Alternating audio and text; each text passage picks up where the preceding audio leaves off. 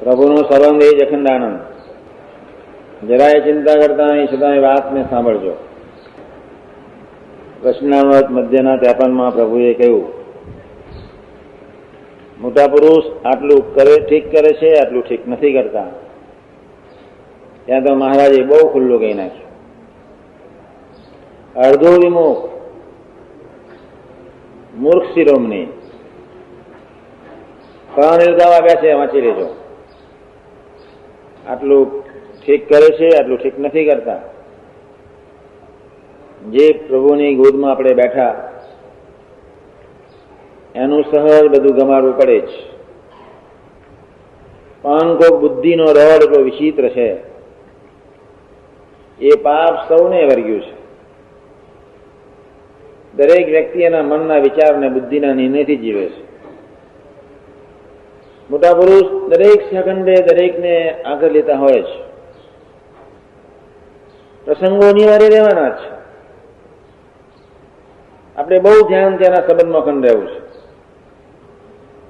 એક સેવકે સરસ માગ્યું કે અક્ષર પુરુષોત્તમ મહારાજની મૂર્તિની સેવા તો હું કરું છું, ઉપર પધરાવી તે, પણ જ્યારે મૂર્તિઓના દર્શન હું કરું ત્યારે મને સ્વામીજી એવા આશીર્વાદ આપો કે મૂર્તિઓ મારા થકી પધરાવી છે, મેં સેવા કરી છે, એવો સંકલ્પ ન ઉઠે. ધન્યવાદ. કેવી ભાવના. આપણે કોઈ સેવા કરી અને આપણા મુખથી કઈ બદલાવી, જય સ્વામિનારાયણ સંબંધ ગયો. કોણ સેવા કરનાર? સેવા આપી છે એ કરાવી રહ્યા છે. ધ્યાન રાખજો, અઘરી વાત છે. આપણને કોઈ એવો અધિકાર નથી દરેક ક્રિયાયોગોમાં, બોલતા ચાલતા ખાતા પીતા, કે હું છું. આપણે પ્રકાશ સ્વરૂપે નિરાકાર સ્વરૂપ છે, તે સાકાર છે. હું સેવક, તું સ્વામી. આપણે તો કેટલી બાળક બુદ્ધિમાં વર્તીએ છીએ. કોઈ ન બોલાવે તો ખલાસ થઈ જઈએ, કોઈ માન આપે તો બી ખલાસ થઈ જઈએ. બધું જ એના ચરણે. શાસ્ત્રીજી મહારાજ મણિભાઈ નાયણવીની ઘરે બેઠા હતા. શાસ્ત્રીજી મહારાજ પૂછે, આ બાજુનું ઘર કોનું, આ ઘર કોનું, આગલું કોનું? આગળ પાછળ ને વચ્ચે મણિકાકા જતા. એટલે સહસ્ત્રભાઈ બોલ્યા કે સ્વામી મારું છે. શાસ્ત્રી મહારાજ કે મેં તને એટલા માટે પૂછ્યું, મને કઈ ખબર નથી, પણ મણિભાઈ મને એમ કે આ ઠાકોરજીનું છે એટલા માટે જ મેં પૂછ્યું. આ કોઈક અંગત સેવકની વાત કરી રહ્યો છું. કરોડમાં કોક આ માર્ગે ચાલી શકે એની હું વાત કરી રહ્યો છું. આપણે 80 એવા સેવક થઈ જઈએ એ માટે વાત કરી રહ્યો છું. જીવન આપણે જીવી લેવું છે. આટલા આદરા હું હતો. યોગીજી મહારાજ માટે એક ફાર્ગો ગાડી રાખેલી. અક્ષરભાઈ સ્વામીનું ડ્રાઇવિંગ કરતા. ધર્મદના મારા બે મિત્રોએ મને પૂછ્યું કે આ ગાડી કોની? મેં કહ્યું સ્વામીજીની. ડોહલો પાછળથી દર્શન કરીને આવતા છે, મને ખબર નહીં. બાપા મારી પાછળ આવીને ઉભા રહ્યા, મારી ગોષ્ઠી સાંભળી. ગુરુ, ગાડી ઠાકોરજીની છે એવું કહો. હતી તો સ્વામીજીની જ.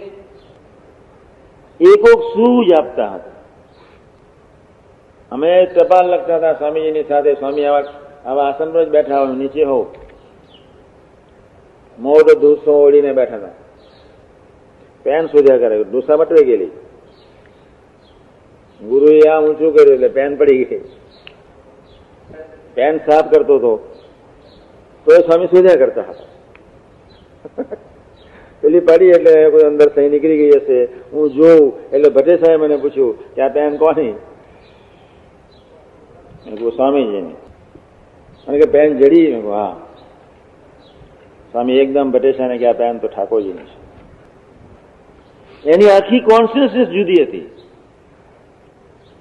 79 વર્ષના ઇતિહાસમાં કદાચ ભાગ્યે કોઈ સંજોગોમાં હું શબ્દ વાપર્યો હોય. એટલે જ તમારી પાસે કોઈ પ્રાર્થના એવી કરવા માંગુ છું. આપણે તો ગાડાના ગાડા જ ભરાય, સવારથી સાંજ સુધી જોખ્યા જ કરો ને. પ્રદક્ષિણા કરીએ, સેવા કરીએ. અહો ભાવે તું સેવા કરાવ તારી રીતે. 51 તત્વના એ દેહને કોઈ સંજોગોમાં સાથ નથી આપવો.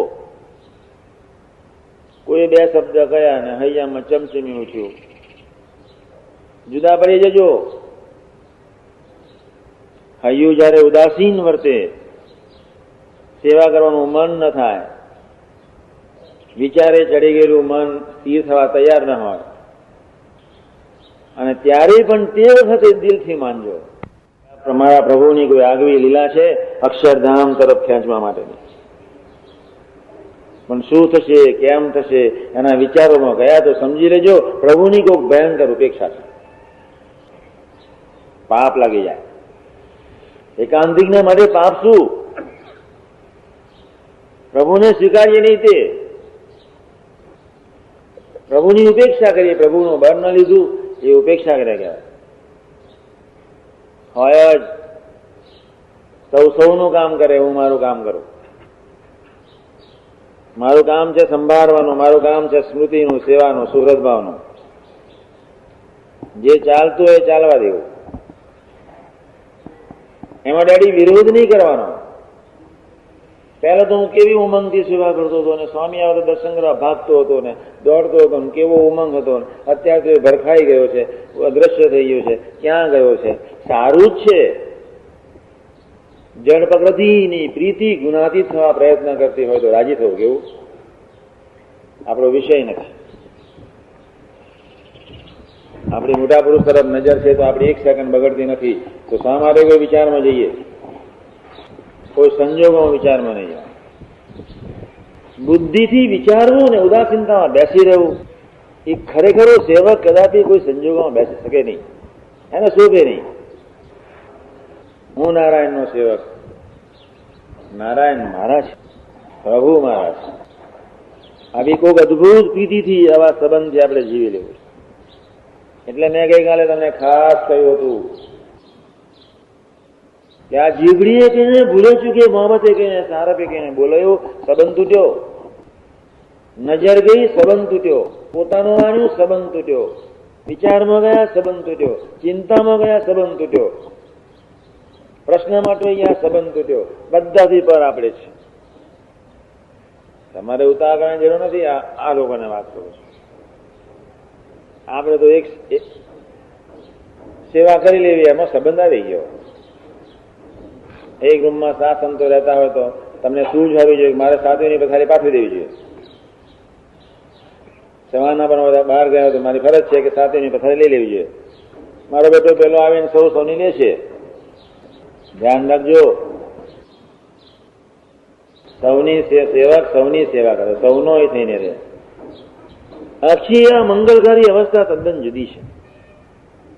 અને આવો અપ્રતિમ સંબંધ સેવક ભાવે બાંધવા માટે તમારા મનને ગમે કે ન ગમે, આ ડેરી એવી સરસ મહારાજને બનાવી દીધી.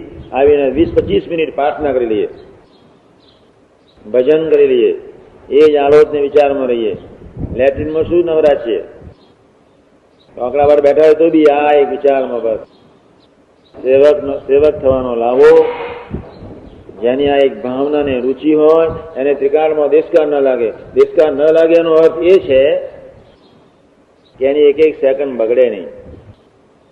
દરેક સેકન્ડ પ્રભુએ બને. 24 કલાકની સેંકડો સેકન્ડોમાં આપણી કેટલી? બહુ ઓછી. હું આ ચેપ્ટર વાંચું છું એટલા માટે કે 24 કલાકની 1 સેકન્ડ બીજાની